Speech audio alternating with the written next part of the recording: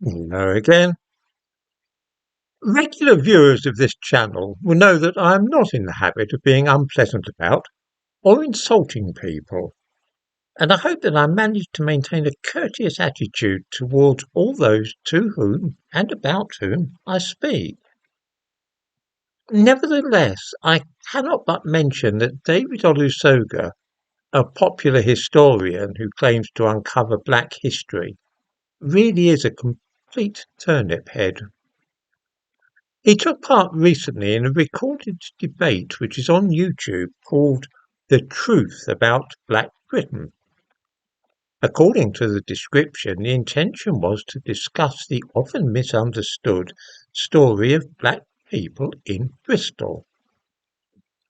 I give a link to it in the description to this video.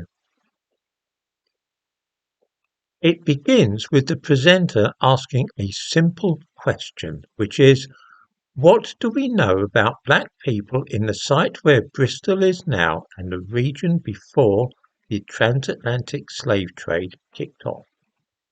This is very specific.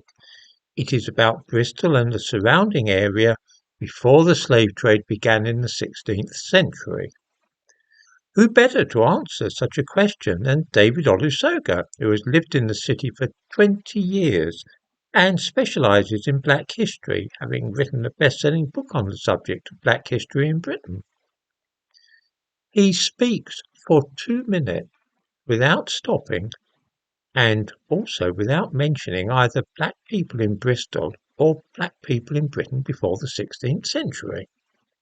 In other words, he says literally nothing about the question he has been asked.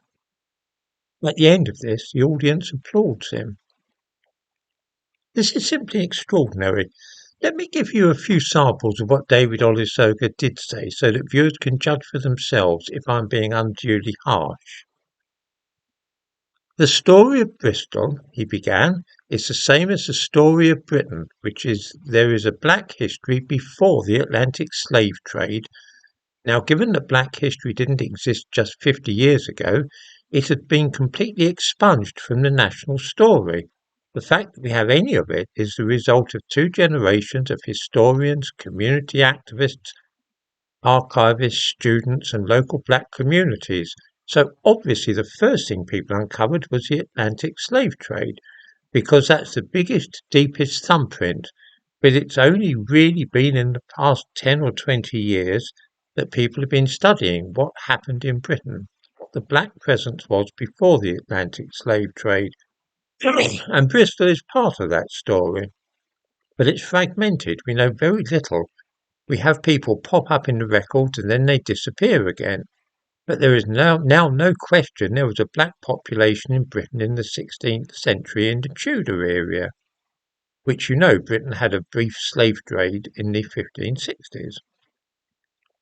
Let's pause there for a moment and recollect what he was asked, which was, what do we know about black people in the site where Bristol is now and the region before the transatlantic slave trade kicked off?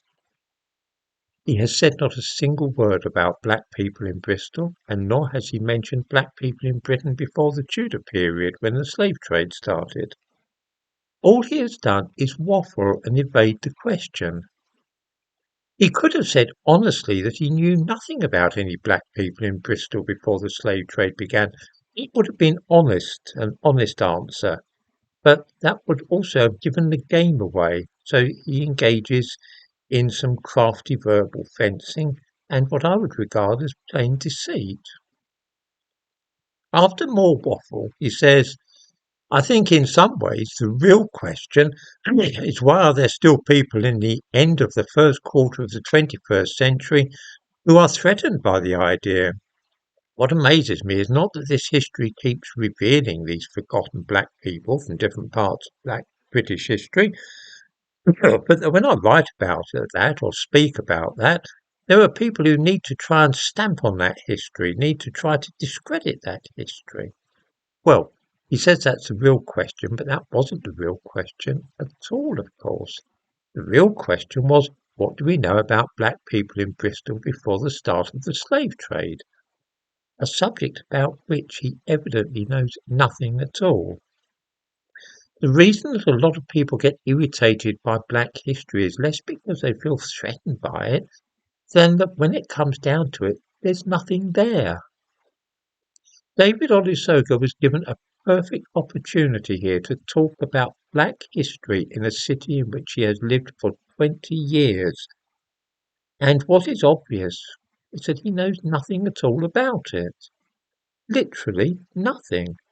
He was asked to talk about black people in Bristol and the surrounding area before the slave trade began and was wholly unable to do so. Nothing could more clearly show the emptiness of the Black history enterprise, and the audience clapped after hearing this.